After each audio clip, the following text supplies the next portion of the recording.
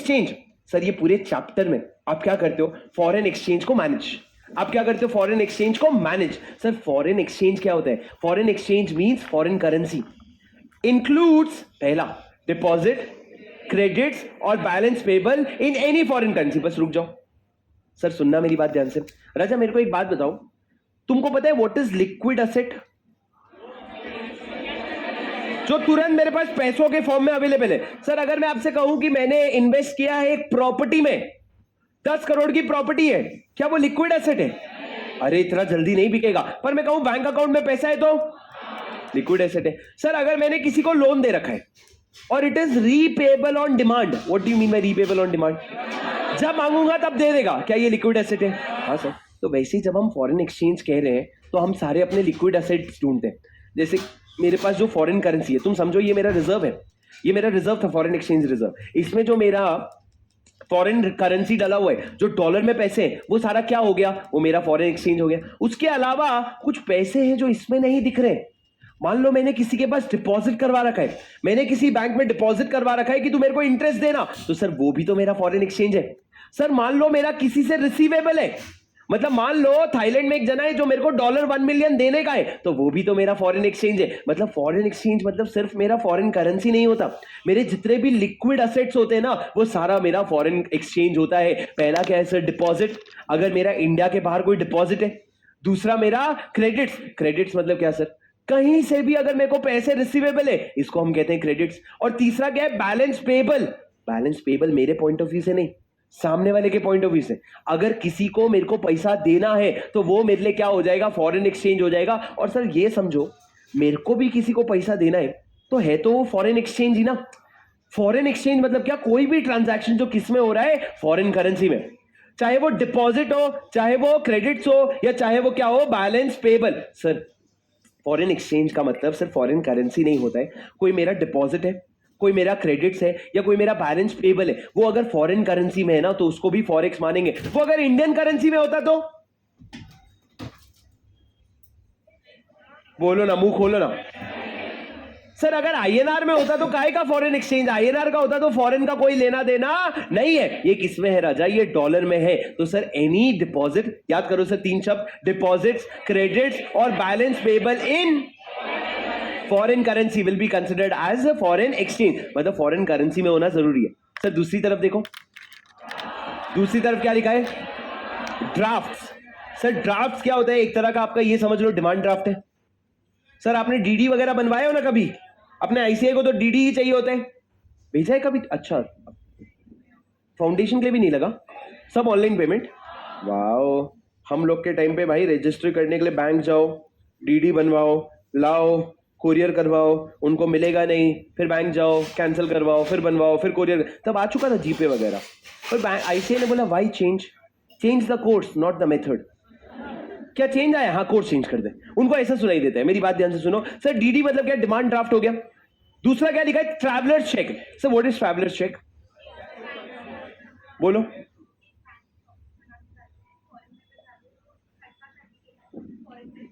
आप फॉरेन गए हो कभी? तभी अमीर लोग, बताओ सर, अमीर लोगों को पता है, हम गरीब लोगों को नहीं पता। मैं ट्रैवलर्स चेक पहली बार थियरी में समझा। मेरी बात सुनो सर, ट्रैवलर्स चेक क्या होता है? सर अभी मान लो मेरे को अगर घूमने जाने का, मैंने सोचा पहले मैं जाऊंगा यूएस, फिर मैं जाऊंगा यूके, और फिर मैं जाऊंगा चाइना।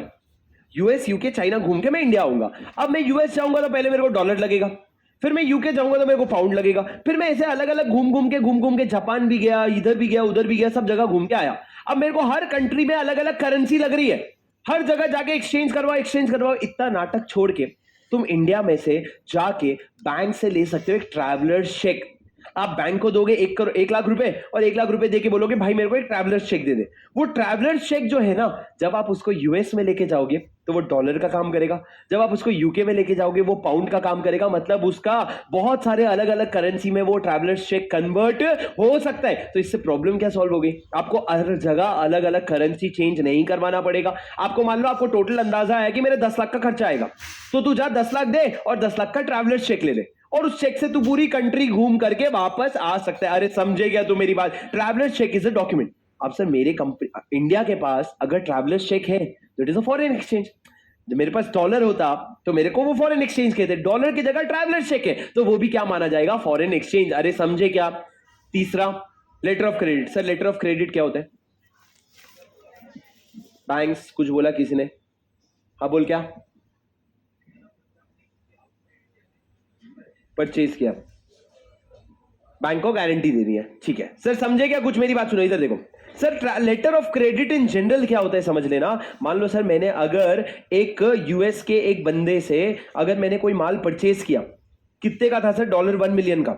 और मैंने बोला भाई तू अभी मेरे को मशीन दे दे, मैं तेरे को पेमेंट 12 महीने बाद करूंगा, मैं तेरे को पेमेंट 12 महीने बाद करूंगा। तो वो यूएस वाला बंदा प्यार से क्या बोलेगा? हट बे, मैं तेरे को जानता थोड़ी हूं जो मैं तेरे को मशीन दे दूं और तू बाद में पेमेंट करेगा। तो मैं क्या बोलूंगा? भाई मैं जाता हूं एक बैंक के पास।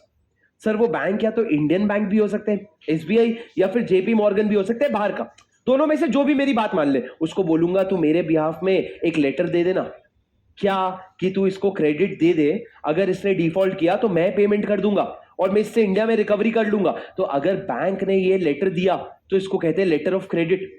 सर अगर बैंक ने लेटर ऑफ क्रेडिट दिया है किसी बाहर वाले बंदे को तो उसको भी क्या माना जाएगा? फॉरेन एक्सचेंज ही माना जाएगा। So any draft, traveler's check, letter of credit will be considered as forex। और लास्ट में क्या आ गया? Bills of exchange. Sir bills of exchange तुमको पता है ना? प्लीज बीसीआर वालों प्लीज, पता है ना तुमको bills of exchange? Sir bills of exchange क्या होता है? 2 पार्टी होते हैं कि 3 पार्टी?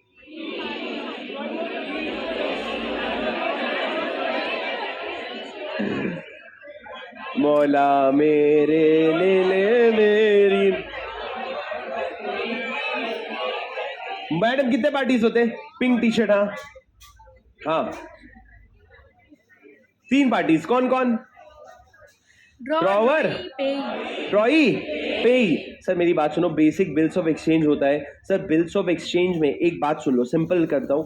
बिल्स ऑफ एक्सचेंज में अगर पैसा देने वाला इंसान बाहर का है, या अगर जो पैसा जो दोगे वो करेंसी बाहर की है, या तो पेमेंट करने वाला बंदा बाहर का है या करेंसी बाहर की है, तो उसको फॉरेक्स बोल देंगे। सर अगर मैं इंडियन, मैं किसी और इंडियन को अगर रुपीस में पेमेंट करने वाला हूं, या किसी और इंडियन को बोला तू रुपीस में पेमेंट कर देना, सब इंडिया के लोग हैं ना, तो फॉरेक्स नहीं आएगा। पर अगर पेमेंट कोई एक पार्टी अगर क्या है, फॉरेनर, या फिर करेंसी फॉरेन करेंसी है, तो वो क्या बन जाएगा? Bills of exchange, foreign exchange. मतलब सर हमने फॉरेन एक्सचेंज का वर्ड बहुत वाइड किया। फॉरेन एक्सचेंज मतलब हमको क्या लगता है? सिर्फ पैसा, फॉरेन करेंसी वो तो है, लेकिन उसके अलावा हमारा उधर देखो क्या लिखा है, जितना भी डिपॉजिट्स है, क्रेडिट्स है, बैलेंस पेबल है। अरे यार ये क्या अच्छी था, बच्चे बच्चे वाईफाई से तो बंद थे।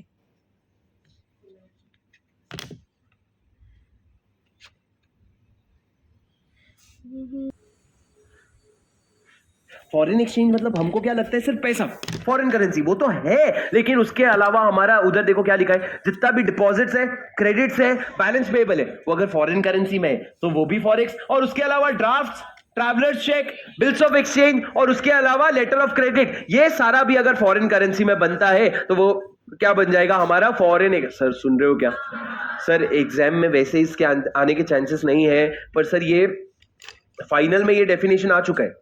फाइनल में एक बार एग्जाम में डेफिनेशन आ चुका है, इंटर में बहुत कम चांसेस है। पर सर कभी कभी पता है आपको क्या, अगर इंस्टीट्यूट को इजी पेपर बनाना है ना तो वो ये क्वेश्चन डालेंगे इजी। तुमको जो लग रहा है कॉम्प्लिकेटेड है, इंस्टीट्यूट के पॉइंट ऑफ व्यू से ये, चल एक काम करते हैं, बेसिक स्ट्रेट फॉरवर्ड, एक फॉरेन करेंसी का डेफिनेशन पूछ लिया, एक पीआरआई का डेफिनेशन पूछ लिया, ले straightforward question, no complication, is an easy paper.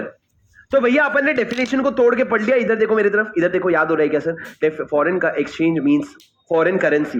कोशिश करोगे तो याद होगा, बैठे रहोगे तो घंटा नहीं याद होगा। Foreign exchange means foreign currency and includes deposits, credits, balance payable in any foreign currency, और draft, traveller cheques, letter of credit, bills of exchange in any foreign currency लिख देना। ड्रॉन इन फॉरेन करेंसी लिख के खत्म कर देना। पर इतना आपका डेफिनेशन है सर किसका? फॉरेन एक्सचेंज का। सर ये दो डेफिनेशन क्या समझे? फॉरेन करेंसी और फॉरेन एक्सचेंज। अब लिखो नीचे फॉरेन सिक्योरिटी, फॉरेन सिक्योरिटी। जान दे भाई, foreign security. Sir foreign security मतलब जो मोदी जी के साथ रहती है सिक्योरिटी की टीम है, वो पूरी बाहर की है। सर सबसे पहले समझो सिक्योरिटी मतलब क्या।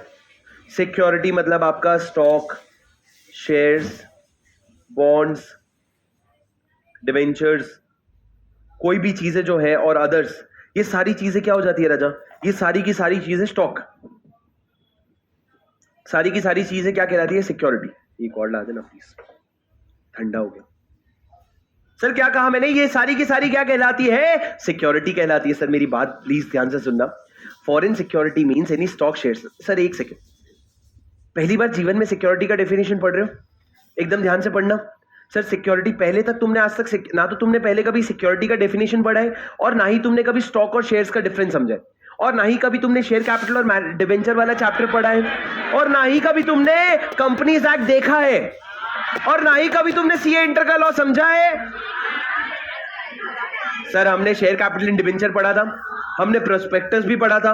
वहां पे शुरू में हमने समझा था security is a broader word. A control करना, बैठना, पानी भरेगा फिर पानी निकालेगा, क्या मतलब है, बैठ जाना।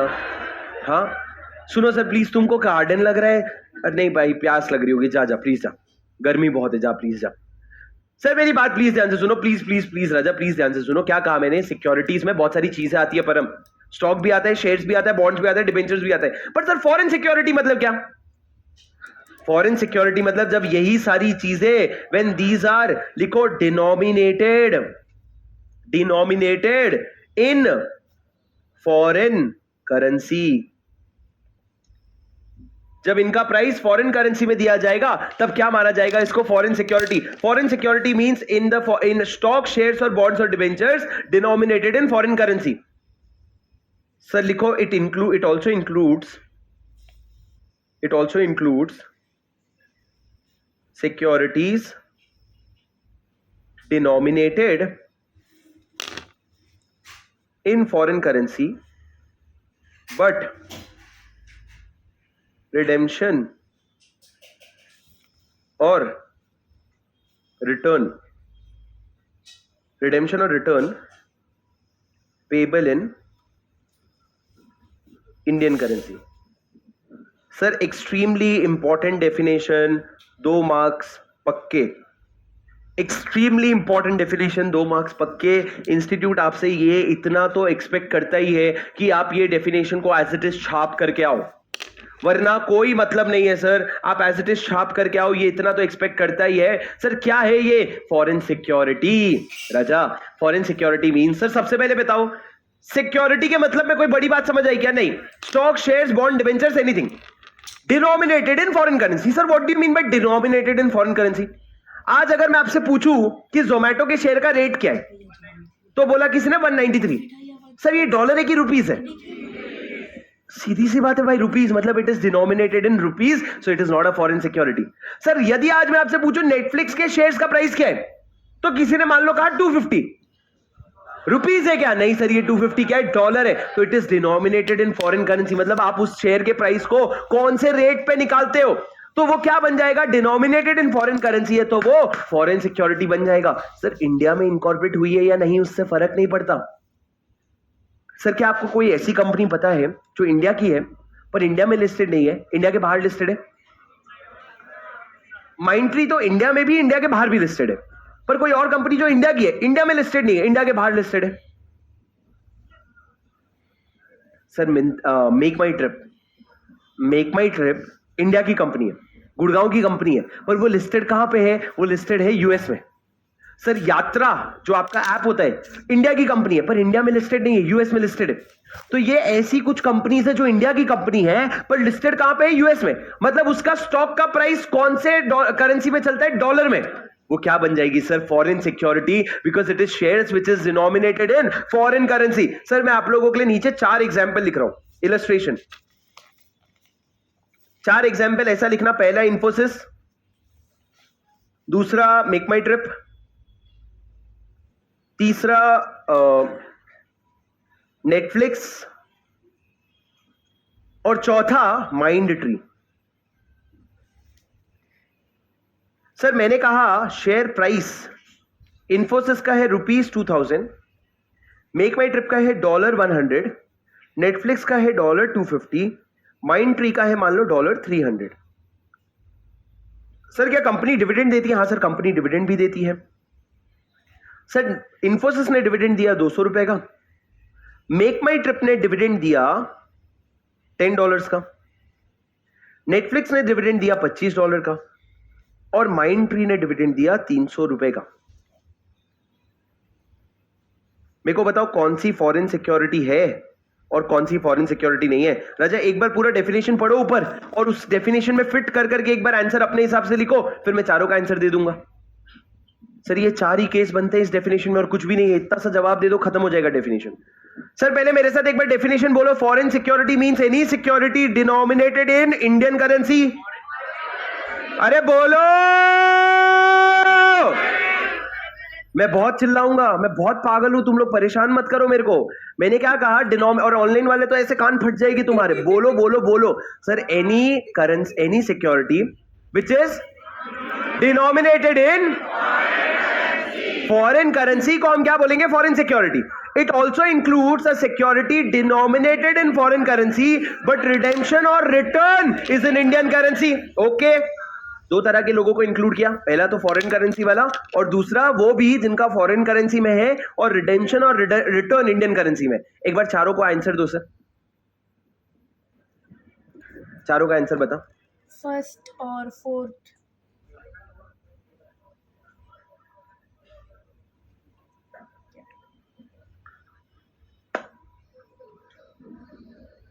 सर देखो बहुत सिंपल है। सबसे पहली चीज, फॉरेन करेंसी फॉरेन सिक्योरिटी बनने के लिए फॉरेन करेंसी में डिनोट होना जरूरी है। नहीं डिनोट हुए तो फर्क नहीं पड़ेगा, आप बिल्कुल भी फॉरेन सिक्योरिटी नहीं बोलोगे। सर ये किस में डिनोटेड है? रुपीज में। ये किस में डिनोटेड है? फॉरेन करेंसी में। तो भैया ये तो आपका फॉरेन सिक्योरिटी हो ही नहीं सकता, ये आपका इंडियन सिक्योरिटी है।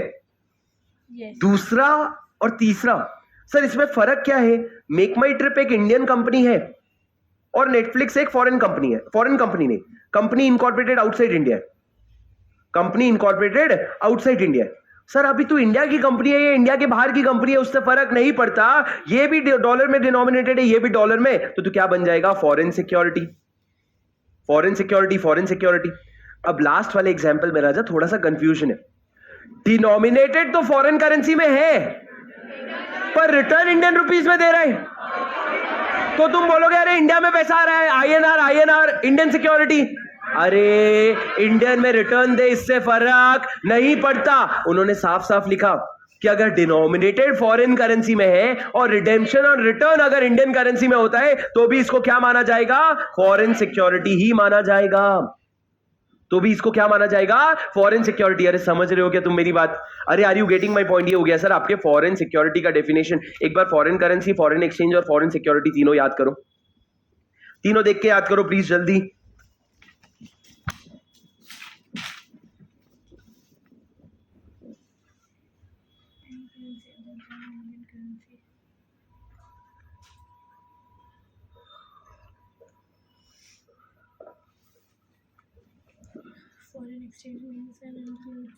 सर घर में जाके कुछ टास्क छोड़ो ही मत, बहुत स्लो चल रहे हैं हम, चीजों को एक एक शब्द को खींच खींच के समझ रहे हैं। प्लीज उसको यहीं याद करके खत्म कर दो। अभी तक हम लोग सिर्फ सेक्शन 2 में ही बैठे हुए हैं, डेफिनेशंस में, कहीं आगे बढ़े ही नहीं है अभी तक। प्लीज उसको यहीं याद करके खत्म करो। चुप रहेगा तो याद करेंगे ना, ठीक है। Draft, letter of credit, bills of exchange, travellers cheque, drawn by PROI, payable in Indian currency, drawn in Indian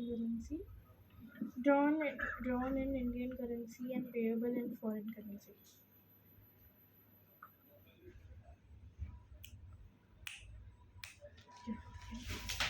sir कल आपकी क्लास नहीं रहेगी, पर परसों मंडे की क्लास मैं आपको रिक्वेस्ट करके बोल रहा हूँ, अपने दोस्तों को पकड़ पकड़ के बोल देना परसों की क्लास किसी भी हालत में ना छोड़े। मैं आपको एक चीज कसम से दे सकता हूं, परसों की क्लास में आप सिर्फ क्लास में 8 नंबर लेके चले जाओगे। सिर्फ परसों की एक क्लास में आप 8 नंबर ऐसे कि जब आप पेपर में लिखोगे ना 8 में से 7 तो देके जाएगा। क्यों पता है आपको? मैंने एक बार एग्जांपल दिया था, फाइनल में सेबी का एक क्वेश्चन आया था, 4 पॉइंट के डेट्स डेज लिख दिए और आपको 4 मार्क्स मिल गए।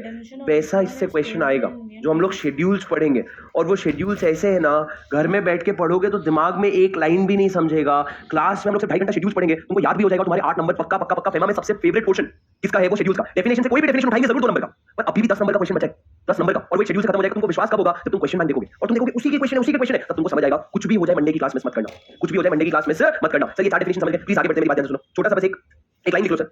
Dealing in foreign securities. Oh god. Sir मेरे को एक बात बताओ राजा, जब हम फेरा पढ़ रहे थे, फेरा मतलब फॉरेन एक्सचेंज रेगुलेशन एक्ट, तो फेरा में कुछ स्ट्रिक्ट था जो हमने यहाँ पे ढील छोड़ी। स्ट्रिक्ट क्या था? वहां पे कहा था all transactions are prohibited unless, all transactions are prohibited unless permitted. जब तक बोले नहीं तब तक करना नहीं। पर सर यहाँ पे क्या है? All transactions are permitted unless prohibited, मतलब जब तक रोके नहीं कर सकते हो, मतलब सारी चीजें अलाउ होनी चाहिए। पर सर देखो इन्होंने क्या लिखा, देखो no person shall, no person, चाहे वो PRI हो या चाहे वो PRI हो, PROI हो, कोई भी इंसान, नो पर्सन शैल, और इसको डिवाइड करो 4 पार्ट में, 4 पार्ट में डिवाइड करो। पहला पार्ट लिखो, no person shall deal in forex person, चाहे वो PRI हो या चाहे वो PRI हो, PROI हो, कोई भी इंसान, नो पर्सन शैल, और इसको डिवाइड करो 4 पार्ट में, 4 पार्ट में डिवाइड करो। पहला पार्ट लिखो, no person shall deal in forex और फोर्से। सर फॉरेन एक्सचेंज को हम बोलेंगे फॉरेक्स और फॉरेन सिक्योरिटी को हम बोलेंगे फोर्से। सर आप फॉरेक्स और फोर्से दोनों में डील नहीं करोगे, शेल नॉट डील और transfer to any person. Sir ये क्या बात कह दी? No person shall deal in forex और फॉरेन सिक्योरिटीज और ट्रांसफर टू एनी पर्सन। अबे तूने तो पूरा रोक ही दिया। क्या कहता है? No person shall deal in any foreign exchange और फॉरेन सिक्योरिटी और ट्रांसफर टू एनी पर्सन। अबे नीचे लिखो other than authorised person, other than authorised person. Sir other than authorised person,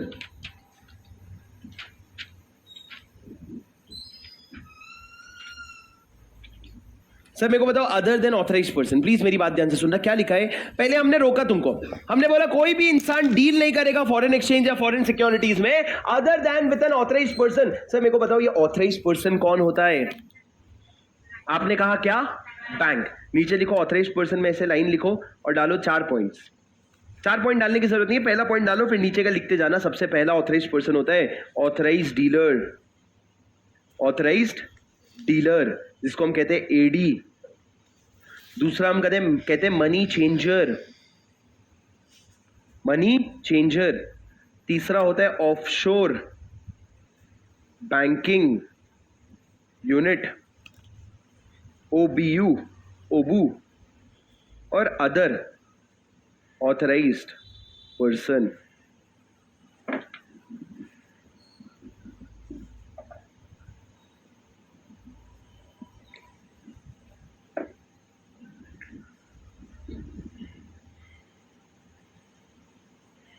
राजा तुमने बोला बैंक, इन्होंने तो बैंक लिखा ही नहीं है। ऑथराइज्ड पर्सन में तुमने बोला बैंक, इन्होंने तो बैंक लिखा ही नहीं है। सर सबसे पहले इन्होंने कहा ऑथराइज्ड डीलर। सर ऑथराइज्ड मतलब क्या? जिसको किसी ने अथॉरिटी दी है कि भैया तू फॉरेन करेंसी में डील कर सकता है। सर सबसे पहले बताओ ये अथॉरिटी देगा कौन? फेमा में ED नहीं नहीं नहीं नहीं नहीं नहीं नहीं नहीं नहीं नहीं सर ED है कंप्लायंस ऑफिसर, मतलब वो चेक करेगा तू सारा कंप्लायंस कर रहा है कि नहीं। पर सर रेगुलेट कौन करेगा पता है? RBI। तुम ऊपर जाओ जहां पे तुमने ED का नाम लिखा था, जहां पे तुमने ED का नाम लिखा था वहां पे तुमने लिखा था एनफोर्समेंट ऑफिसर या कंप्लायंस ऑफिसर, उसके नीचे लिखो रेगुलेटरी अथॉरिटी कौन है? आपने क्या वर्ड लिखा था? उसके पहले क्या लिखा था? ईडी के पहले कंसर्न अथॉरिटी इज एनफोर्समेंट, पर नीचे लिखो रेगुलेटरी अथॉरिटी आरबीआई। जहां पे कंसर्न अथॉरिटी आपने लिखा एनफोर्समेंट डायरेक्टरेट, वहां पे लिखो रेगुलेटरी अथॉरिटी आरबीआई। सर वहां पे अप्रूवल जो देना है, सारी चीजें जो करनी है, कौन करेगा? आरबीआई। और सुनो, ईडी के ब्रैकेट में लिखो for compliances, concern authority bracket में लिखो for compliances. Concern authority for compliance कौन हो गया? ईडी। और रेगुलेटरी अथॉरिटी कौन हो गया? आरबीआई। सर आरबीआई क्या करेगा? लोकल जो सारे काम है ना वो आरबीआई करेगा, और कहीं पे अगर तुमने गलती करी है तो तुम्हारे पीछे कौन आ जाएगा? ईडी आ जाएगा। सर ईडी कब आएगा? जब तुमने कॉन्ट्रावेंशन किया है, पर कंप्लायंस कौन करवाएगा? आरबीआई करवाएगा। अब मेरे को बताओ सर, कुछ लोग ऑथराइज्ड होते हैं फॉरेन एक्सचेंज लेने के लिए और फॉरेन एक्सचेंज देने के लिए। तुम्हारे भाषा में वो कौन है? बैंक। पर लॉ के भाषा में है वो authorised dealer. Sir authorised dealer आपको मैं आपके नॉलेज के लिए बता रहा हूं, लिखना मत, पर सर अलग अलग कैटेगरीज के होते हैं। AD1 होता है, AD2 होता है, AD3 होता है, ऐसे अलग अलग कैटेगरीज होते हैं ऑथराइज्ड डीलर के कैटेगरीज। सर ये कैटेगरी में कौन आते हैं? जैसे एसबीआई है, एसबीआई किसी भी कारण से फॉरेन करेंसी ले सकता है, किसी भी कारण से दे सकता है, वो हो गया एसबीआई। पर सर कुछ छोटे मोटे, अगर मान लो कोई कोऑपरेटिव बैंक है, तो उसको आप थोड़ा सा परमिशन देते हो कि मान लो कोई अर्जेंट मेडिकल इमरजेंसी है, तो तू सिर्फ उसके लिए फॉरेक्स दे सकता है, वो कैटेगरी 3 हो गया।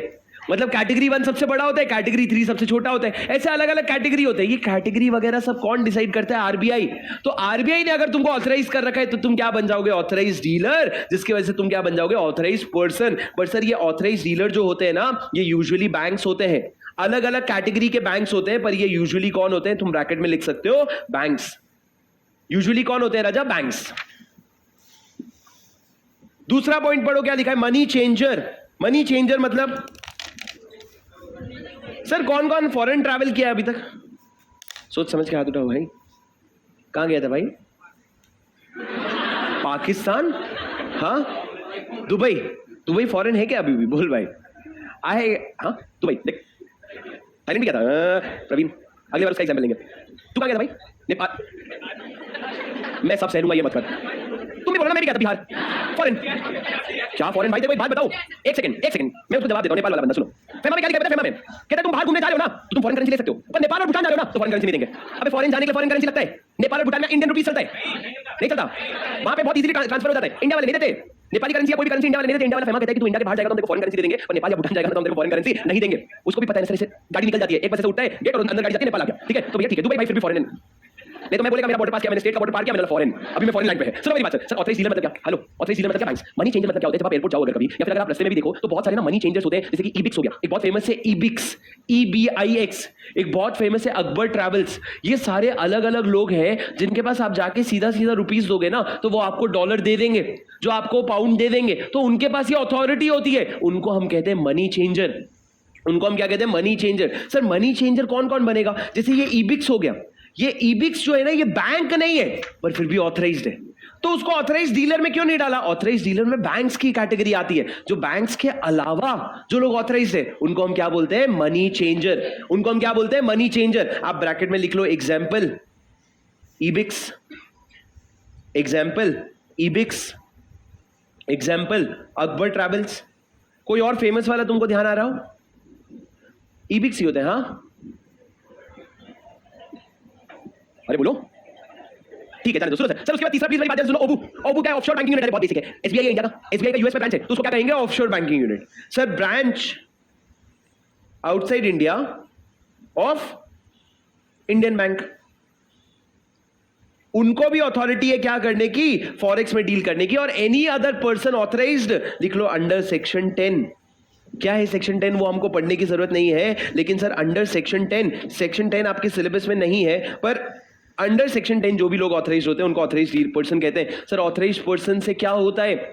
जब भी आप अब से ऑथराइज्ड पर्सन समझो तो दो ही लोग याद आने चाहिए, बैंक या मनी चेंजर। बैंक या मनी चेंजर, बैंक या ईबिक्स। सर मैं आपको ना एक बार ऐसे ही आपके मेमोरी के लिए ना ईबिक्स का फोटो दिखा देता हूं। ईबिक्स कैश एक्सचेंज, ये देखो ऐसा रहता है, देखा है तुमने कभी? ऐसा ईबिक्स रहता है वर्ल्ड मनी, कहते हैं money exchange, money transfer, travel and visa, financial services, इस तरह का ईबिक्स कैश का ऑफिस होता है। सर आप यहाँ पे जाके क्या करवा सकते हो, आप अपने मनी, ये बैंक है क्या? बिल्कुल भी नहीं, ये सिर्फ फॉरेन एक्सचेंज को एक्सचेंज कर सकते हैं। क्यों? क्योंकि ये ऑथराइज्ड है बाय आरबीआई, ये ऑथराइज्ड है बाय आरबीआई। ये क्या बन जाता है? ऑथराइज्ड पर्सन, और ऑथराइज्ड पर्सन के थ्रू आप फॉरेन एक्सचेंज डील कर सकते हो। इसके अलावा किसी से भी फॉरेन एक्सचेंज डील नहीं कर सकते। सर तो पहला क्या हो गया? No person shall deal in foreign exchange और फॉरेन सिक्योरिटी और transfer to any other person other than authorised person. लिखो sir point number 2, make any payment to और फॉर क्रेडिट ऑफ PROI, ये कोई मेरे को समझाएगा तो लंच। तीसरा सिलेक्शन फॉर लंच, कोई समझा दे। तीसरा selection for launch, early mover advantage मिल चुका है, कोशिश फिर भी कर लेंगे। कोई और? तेरा तो हो चुका है ना, हाथ नीचे कर, बोलो कशिश। एक सेकेंड, क्या लिखा है? No person shall make any payment to और for the credit of PROI। क्या मतलब?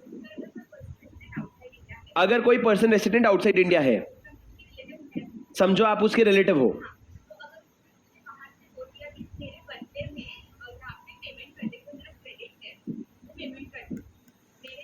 तो वो पढ़ो पढ़ो पढ़ो, पर ऊपर लाइन क्या लिखा है? अलाउड नहीं है। हाँ बैठ जाओ, वेरी गुड सर। एक और थर्ड सीट चलेगी। मेरी बात सुनो एक बार, huge round of applause guys. उन्होंने क्या समझाया मैं बताता हूं, मेरी बात ध्यान से सुनो।